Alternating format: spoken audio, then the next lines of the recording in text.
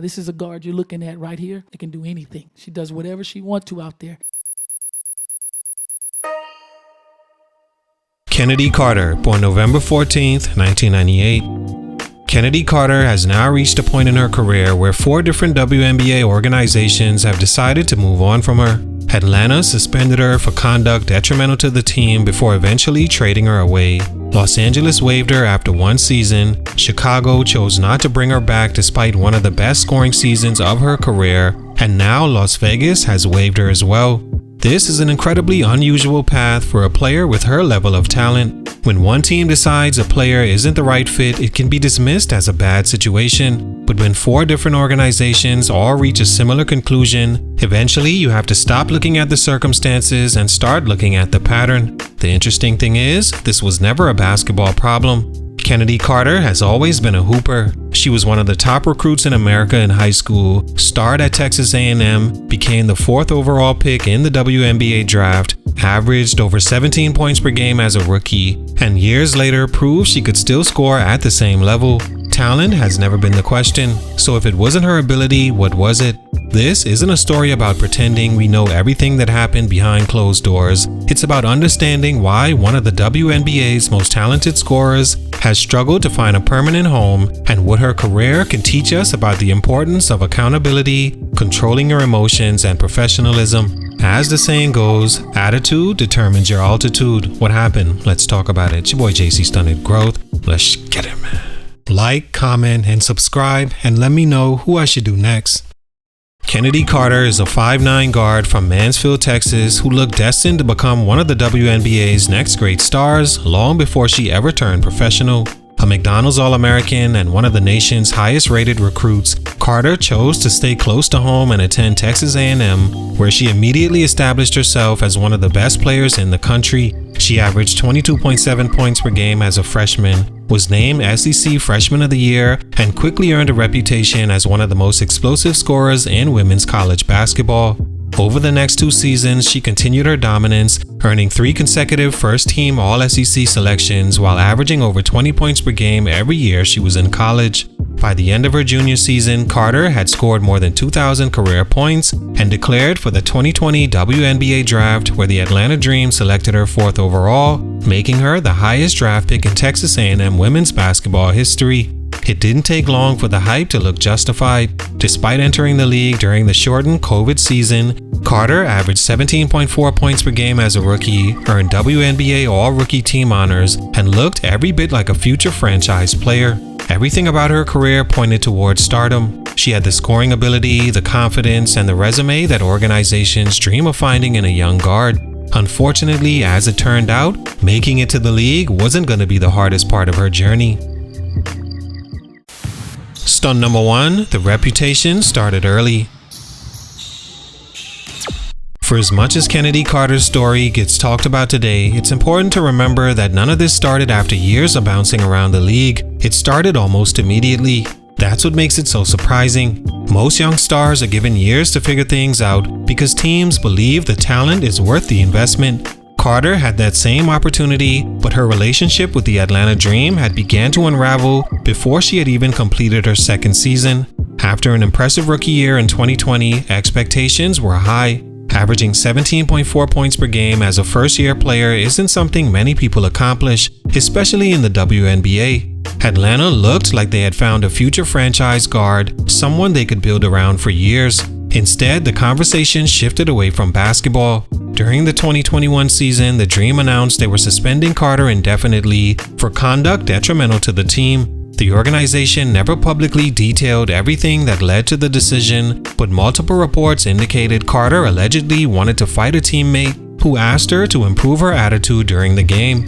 Whether every report was completely accurate or not, one thing was undeniable: the relationship between Carter and the organization had reached a point where basketball was no longer the biggest issue.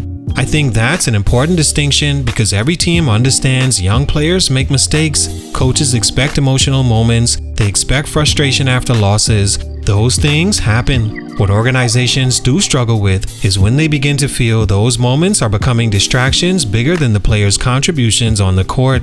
That's exactly why this became such a defining moment in Carter's career. Fair or unfair, once a player develops a reputation early, it can be incredibly difficult to shake. Every disagreement gets viewed through that same lens. Ask Ja Morant. Every emotional reaction becomes another example that reinforces what people already believe.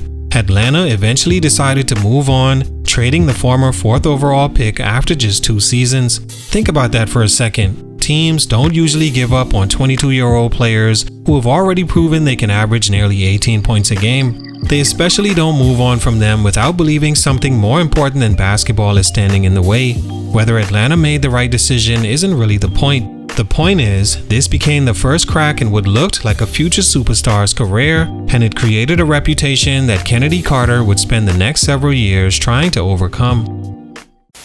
Stunt number 2, every chance came with a fresh start. If there's one thing I'll always give Chennedy Carter credit for is that teams never stop believing in her talent. Even after everything that happened in Atlanta, organizations still looked at her and saw a player capable of becoming a difference maker. That's not something that happens by accident. The league is too competitive to keep handing out opportunities to someone who can help them win. Carter could, and everyone knew it. When Atlanta traded her to Los Angeles in 2022, it felt like exactly the kind of fresh start she needed. New city, new coaching staff, new teammates, most importantly, a chance to leave the reputation from Atlanta behind and let her game do the talking. Unfortunately, that's not how things played out. Although Carter showed flashes of the same explosive scorer she'd always been, she never became a consistent part of the Sparks' long-term plans. Reports once again surfaced about her off-court concerns, and her role within the team became increasingly uncertain. By the following season, Los Angeles decided to waive her altogether. Just like that, a player who had been the 4th overall pick only a few years earlier was searching for another opportunity.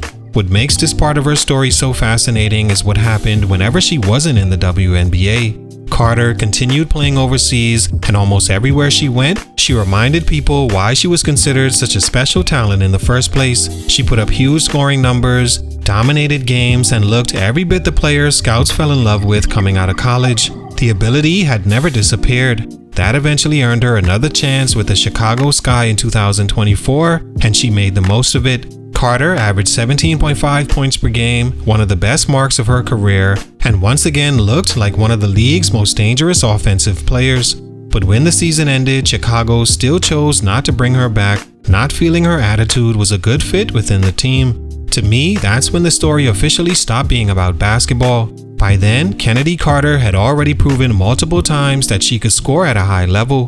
The question every organization seemed to be asking wasn't whether she could help them on the court, it was whether everything that came with her was worth building around off of it. Stunt number 3, the reputation finally caught up to her. By the time Chennedy Carter signed with the Las Vegas Aces in April of 2026, I honestly thought this might finally be the chapter where everything came together. If there was ever an organization capable of getting the best out of her, it was Las Vegas. They had championship expectations, veteran leadership, and one of the most respected coaches in the league in Becky Hammon. More importantly, Carter wasn't being asked to carry a franchise anymore. She simply had to come in, embrace her role, and help a team that was already built to win. Early on, that's exactly what happened. Carter gave the Aces an instant scoring punch off the bench and looked like one of the steals of free agency. Through her first several games, she averaged nearly 19 points while shooting efficiently and immediately reminding everyone why teams kept giving her another opportunity.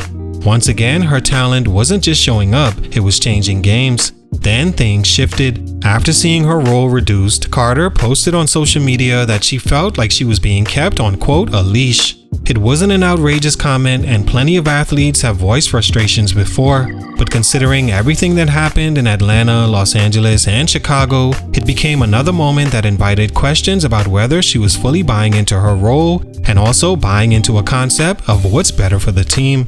A few weeks later, with the deadline approaching for non-guaranteed contracts to be fully guaranteed, Las Vegas waived her, lasting only 3 months with the team.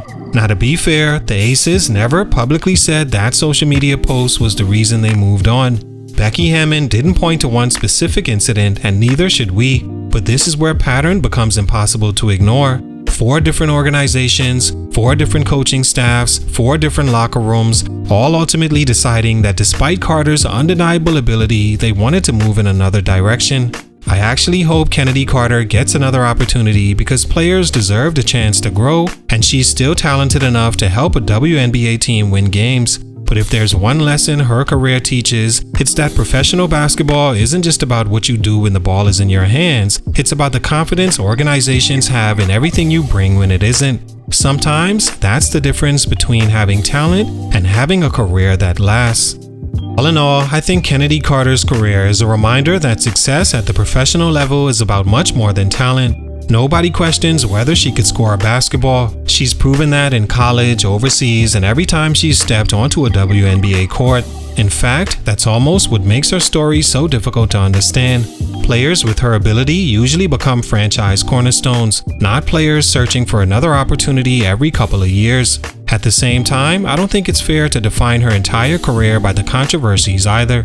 We don't know everything that happened behind closed doors, and we never will. What we do know is that 4 different organizations, each with different coaches, teammates, and front offices, ultimately decided to move on from her. Whether every decision was justified isn't really for us to decide, but when the same outcome keeps repeating itself, there's usually something to learn from it. I believe for her, there's still a chance to turn things around in a positive direction. If that opportunity comes, maybe this chapter won't be remembered as the story of a gifted player who couldn't stick. Maybe it'll be remembered as the point where everything finally clicked. Sometimes the greatest comeback isn't proving you could still play, it's proving you've grown. Salute, much respect. I genuinely hope she gets another opportunity, but for these reasons, right now, her growth is being stunted. It's your boy JC Stunted Growth, and I'm out.